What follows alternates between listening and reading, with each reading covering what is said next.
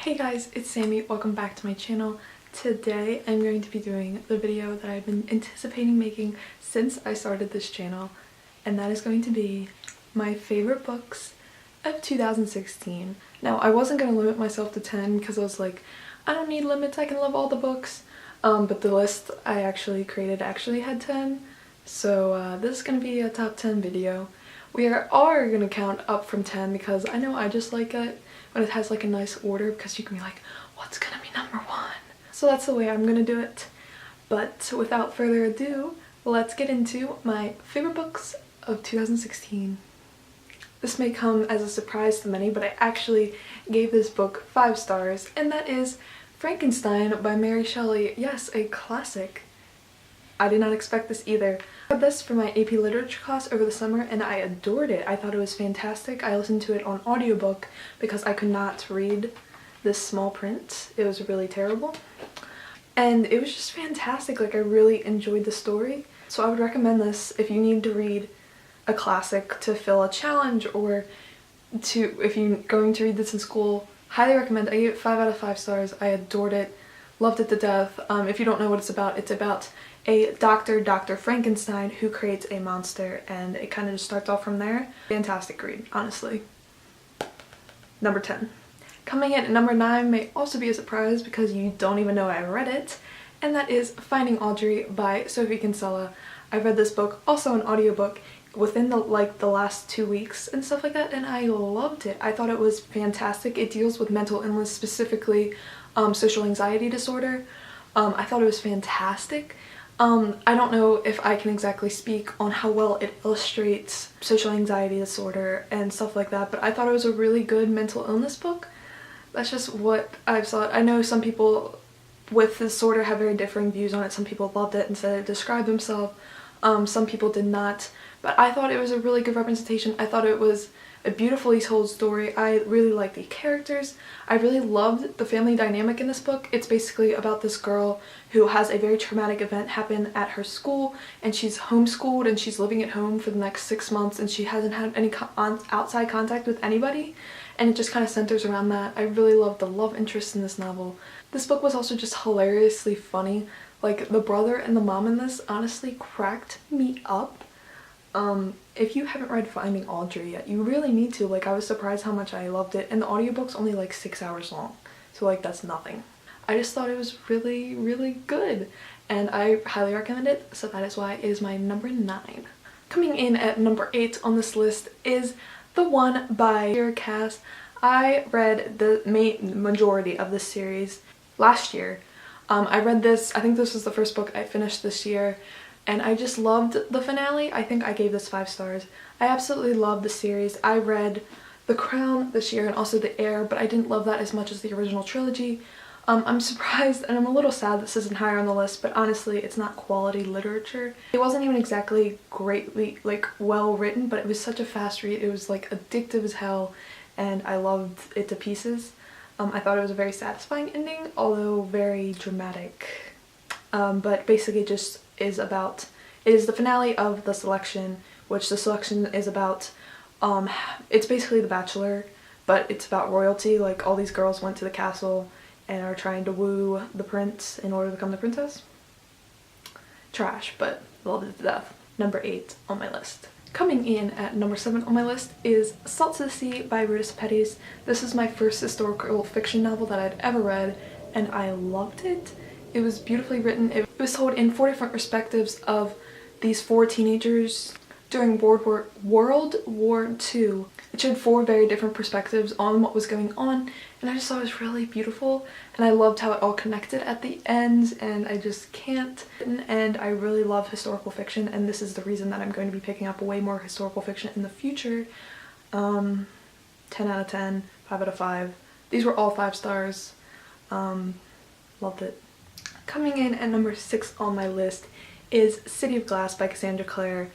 Technically it's the whole Mortal Instruments, but this is my favorite book, and I haven't read the last 3 books yet. I really enjoyed this. I read the first 3 books in February and March, and I just thought they were really well done.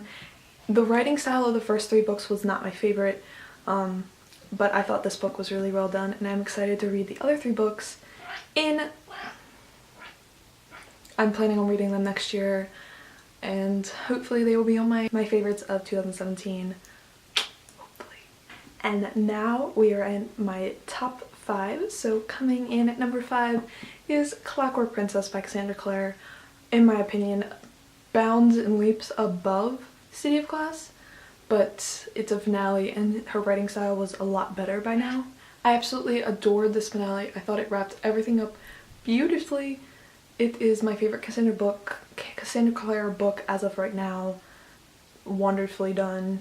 I don't know if I really can talk about much about this because it is the finale, but Clockwork Angel is a spin-off series of Mortal Instruments that takes place in Victorian London. It's like steampunky. If you haven't read this, you should. Basically. It's fantastic.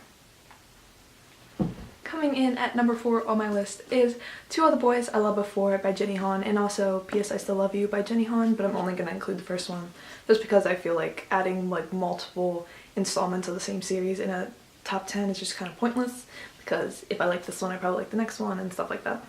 The first contemporary book that I read this year that was like really hard hitting and I really loved it.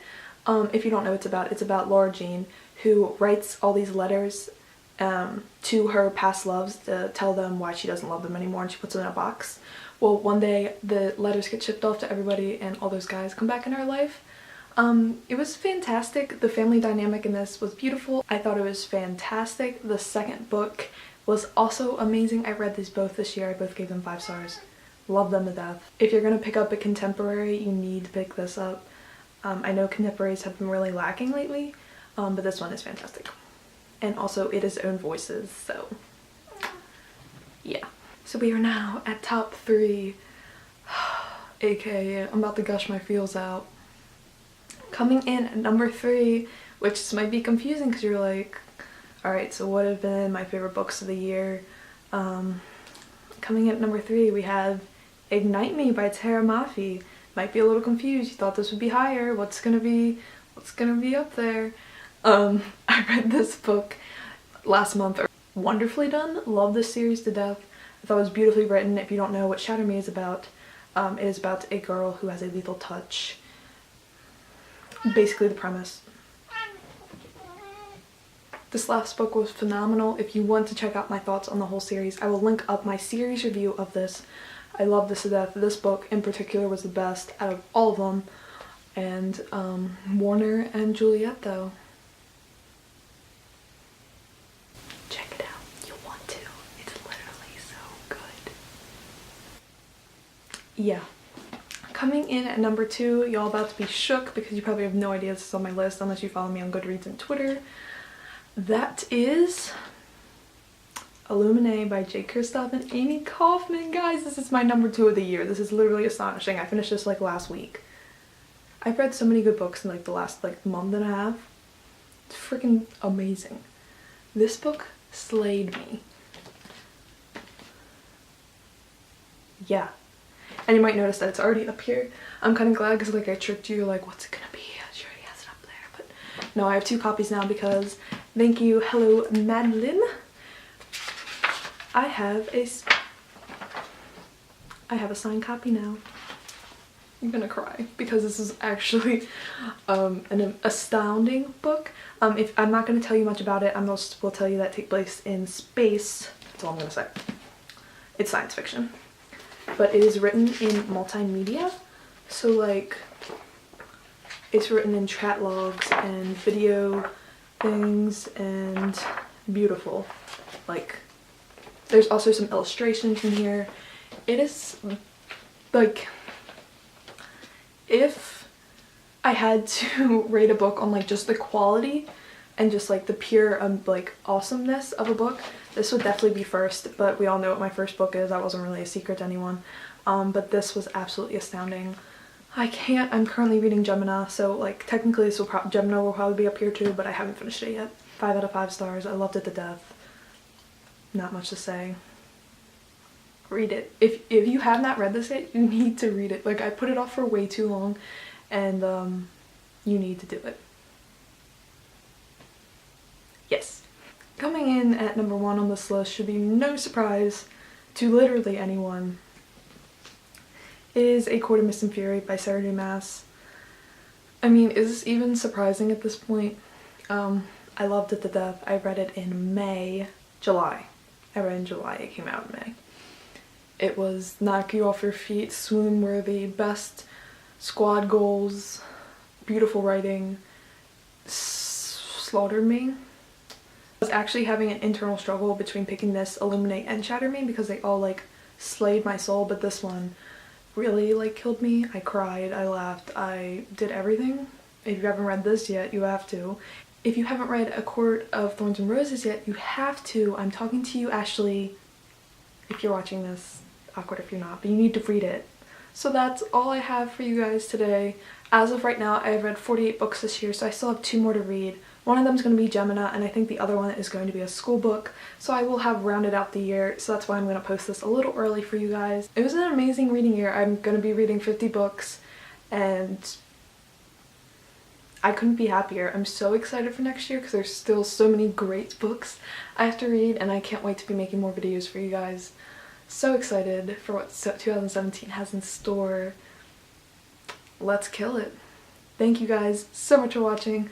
I hope you enjoyed finding out what my favorite books of 2016 were. I can't wait to post more fun videos, end of the year videos for you guys, and I hope you guys have a great day.